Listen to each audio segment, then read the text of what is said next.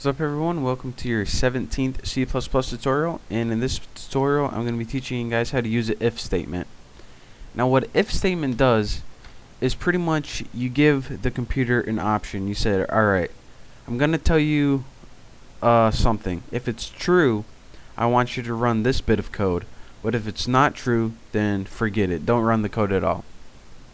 So the first thing we need to do before we even get started is declare a variable. I'm going to name mine variable so it is not confusing, and I'm going to set it equal to 16. You can set your variable equal to anything. Next, we have to make the syntax for our if statement, and that's simple enough, if.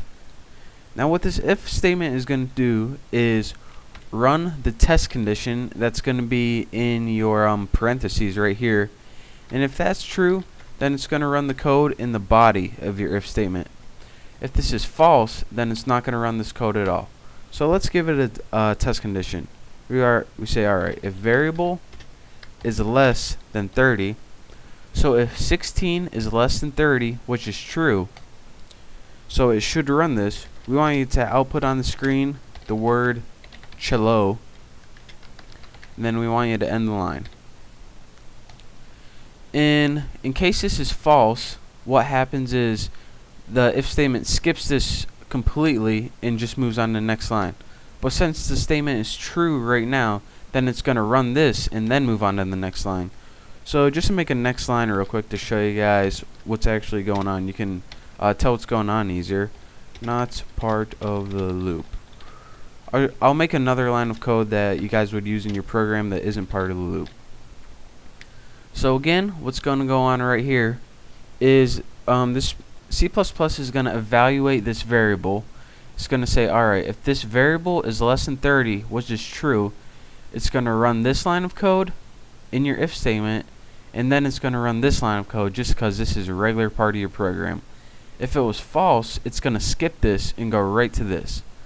So let's go ahead, compile and run, and if everything works out, we should see cello and not part of the loop. And there we go.